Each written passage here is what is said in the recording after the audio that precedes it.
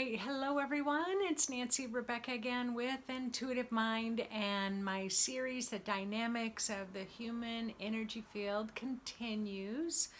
I am a registered nurse, but I'm also a clairvoyant. I work as a full-time psychic healer, intuitive development teacher, psychic mastery teacher.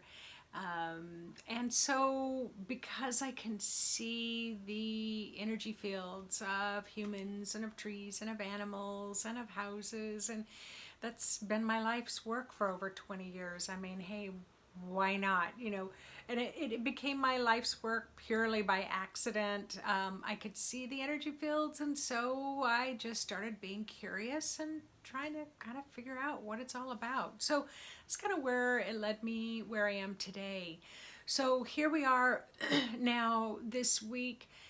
The world is still in a very stressed place, and that stress, all those stressful kind of events that are going on in the world really impact our energy field.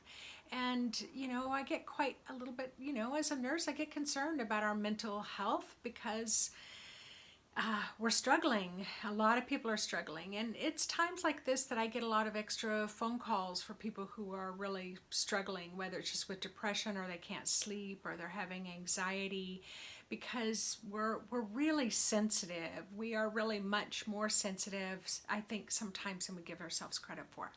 But anyway, so this week I want to talk about kind of going back to the crown chakra. When I talked about that in a video, it was about one of its kind of superpowers is to work with our imagination and our playfulness. So that is one of the superpower strengths of our spiritual chakra. And when we're children, we naturally know how to be playful and how to be imaginative and, build forts out of blankets, or play pirate ship or, or. So we know how to do that pretty naturally. And then as we start to get a little bit older, we start kind of being responsible, and we have to set goals, and we've got to kind of do what's expected of us in life, whether it's finishing school, whether it's doing sports, whether it's, training to get a job or working at a job. And then once you get a family, it's like all about the spouse or the children or the dogs or the cats. So, we kind of forget how to build that time into our life to daydream or kind of dream and imagine and play with what's possible for you, what's possible, what's that potential that's not limited by the constructs of our social programming or our mental energy. So one of the things for me when I grew up, when I kind of had my alone time where I'd walk through the forest or I'd kind of lay on my bed, I loved to imagine. I loved to dream. I loved to play. And somehow that became one of my coping mechanisms. So as my videos have been kind of not so consistent the past few weeks because I've had some health issues come up, and I'm getting through them on the other side. I'm feeling really great now. But I realized during that kind of time as I was getting better that one of the things I like to do is pretend I'm well, even though I wasn't well there for a few weeks. It was like, okay, I'm just going to pretend like everything's okay for a while. And here I am 61, and it was like, wow, I never really realized that one of my coping mechanisms is to pretend that everything's okay, but also to remember to be very reality-based. But it is important to take those times to daydream and be playful. One of the things, I am an Aquarius, so I love to think. I'm an air sign, so I love to think. And I love to read, watch documentaries like on the great minds of like Albert Einstein and Nikola Tesla, and I can't even name all the great inventors and discoverers that have been around for hundreds of years, the great philosophers and ways that they thought. It makes me curious about, how did they kind of think and dream and theorize at those levels? So one of the things my father told me one day, he had read a book on someone who did a research on all the great minds and what was the common theme with all the great thinkers of our history. And there was one single common theme, and that common theme was forced isolation. Each and every one of them had a period of time in their life where they were forced to maybe just spend their time in one small room. So for some of them, they might have had tuberculosis, they might have had some illness that they had to kind of stay pretty isolated for 3 months, 6 months, maybe even a year. Some of them had some really long-term illnesses that required isolation. Others had been imprisoned. I can't remember the great thinker who said the world was round instead of flat, and he was brought up on charges for blasphemy, or I can't even remember what it was. But my point is, he had forced isolation. So let's just imagine, and right now we are in a pandemic crisis and we are having to stay home more often. We are having more alone time. So in that kind of way, that can be like a small sample of our forced isolation. And then how do we use that time? But what these great thinkers did, they had all this time, and so to entertain themselves, they played with their imagination. Now, most with Albert Einstein and Nikola Tesla, what I love about what they have said is that they would close their eyes and they would imagine these, whether it was mathematical equations, whether it was designing something for electricity or for wireless energy, which was a big thing for Tesla. What they both described is that they would imagine whether it was an equation or an invention, and they would rework it again and again and again in their mind until they felt like that everything fit the way it was supposed to fit. And then when they had the opportunity, then they took that and then they manifested it here on earth. Like they took that invention and they created it and found out it worked. But they both said that they figured it out in their head, their imagination, long before they actually implemented it into the world. So one of the things about imagination is it does allow you to be playful. It allows you to kind of dream. And right now, one of the things is there's a lot of harshness in the world. There's a lot of hatred in the world. There is a lot of racism. The economy's poor. We have this virus. And so it, I hear people kind of talk about, we're doomed and, we're going to collapse. We're not going to make it, whether it's with hurricanes or earthquakes. And so a lot of people are quite frightened. And I'm like, okay, we've got to vision something better than this because it's just too rough. So let's just start to play a little bit with imagination. So I will be making a few videos to play with imagination, just to kind of get you that kind of jumping off place so that you can explore playing with your own imagination. But I wanted to share with you a story before I finish up this video.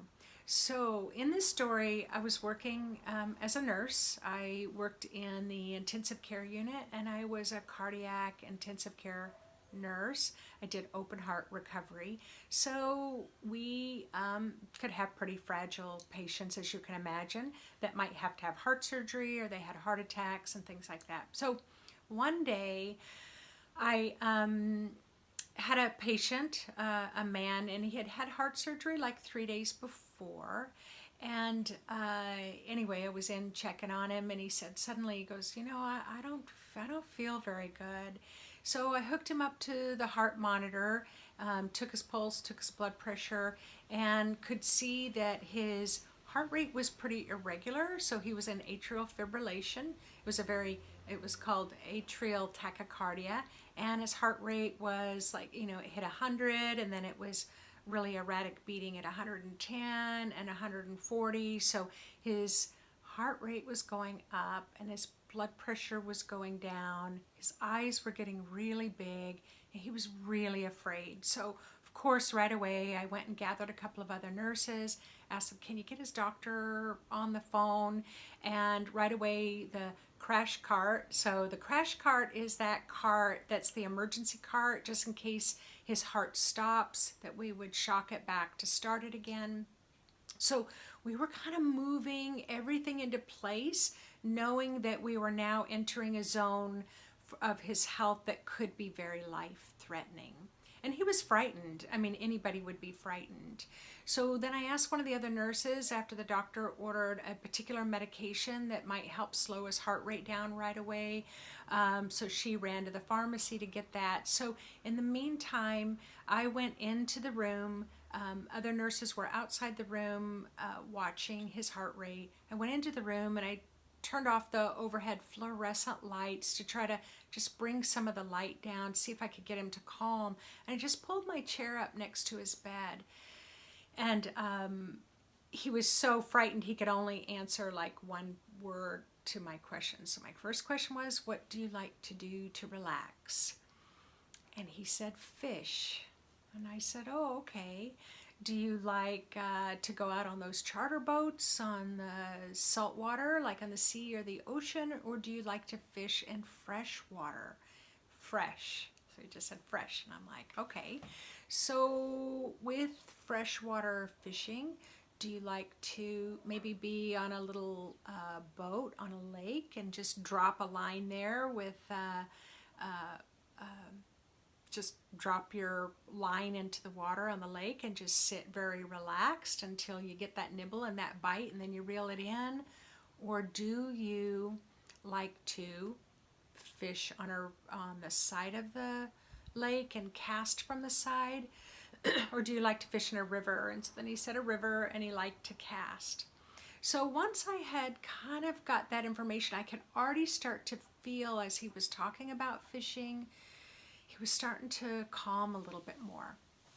So then I just said, what do you normally wear? Describe to me what you wear. Do you wear those hip waders boots? Yes.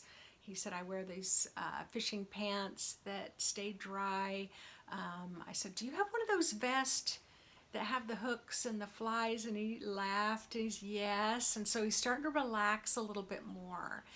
And so I asked him about the reel, and then I said, all right, now I want you to go ahead and close your eyes now, and I want you to feel the fishing pole in your hands, and I want you to just start cast that line all the way out into the river and that fly fishing. Reel that in slowly, slowly, so that the little spinner will spin and maybe a fish will come onto it. And then I said, then once you reel it all the way in, if you don't have a fish, you just keep casting it. And while you're casting it, I want you to look at the river. I want you to look at the trees around. And so by this time, I really felt everything relax. So I left him there. I got up. I said, I'm going to check, see where your medication is. And I just quietly stepped out of the room. And when I looked towards the monitors, there were doctors and nurses that were gathered around the monitors. They turned and looked at me and they were like, what did you just do? And I said, well, I just kind of guided him through imagining and playing that he's fishing. Why? And they said, because his heart rate is back down to 60 and it's a normal sinus rhythm, so we don't need to shock his heart, and he came completely out of that. Now his heart rate had been at one point 200 beats a minute, very erratic. So for it to go back to a normal beat and 60 beats a minute, they just looked at me and shook their head and said, that is wild. But for me personally as a nurse, I thought it was pretty wild as well. And so what that taught me was that there is something here to the imagination. There is something here to the mind. And so we need to build in that time to daydream and to imagine. Doing your favorite things when you need to relax. Maybe it's gardening. Maybe you want to imagine cooking or baking. Maybe you want to imagine hiking in your favorite hike. One of the things that I love to imagine the most, I have a very favorite place in Hawaii on the Big Island, Kealakekua Bay. So I like to imagine snorkeling out there and swimming out there. And the beauty about imagining and playing is that you get to create a safe environment. So normally when I swim in Kealakekua Bay, there can be sharks and there can be jellyfish. But when you imagine, you get to imagine this really safe environment. The beauty about it is you get to imagine that you can breathe under the water. So it's really important to take time to do that, especially now as we start to kind of forward vision our future for not just the next few months, but the next year, the next 5 years, the next 10 years. Trying to imagine a world that gets along, where a world where everyone is kind to each other, a world where we go out and we feel safe, we feel healthy. And yes, you can imagine, helping others. You can imagine thousands of people coming together and standing united for what's the best for everyone.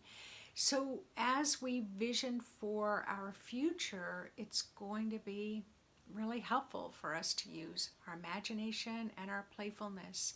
So if you've been serious for far too long, it's time to pull that out, dust it off, and just even taking a few minutes just before you go to sleep at night, or maybe when you just wake up in the morning, or go sit out in your yard or go sit out in the forest and just give yourself even 5 minutes to imagine not only the life that you want to live going forward, but the life for our world and our future.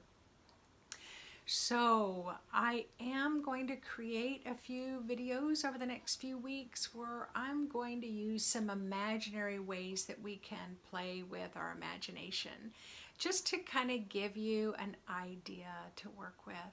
So thanks again, everyone, for checking in this week, subscribing to my YouTube channel. If you haven't subscribed yet, just look down below the video box off to the right and it'll say subscribe. And usually there's a little bell next to the subscription button. So you click subscribe and then click the little bell, and then you'll get noticed every time. And then you'll get notified when a new video is uploaded. So anyway, it's an awesome month. We are in the middle of summer. There is a lot going on, but let's use our time to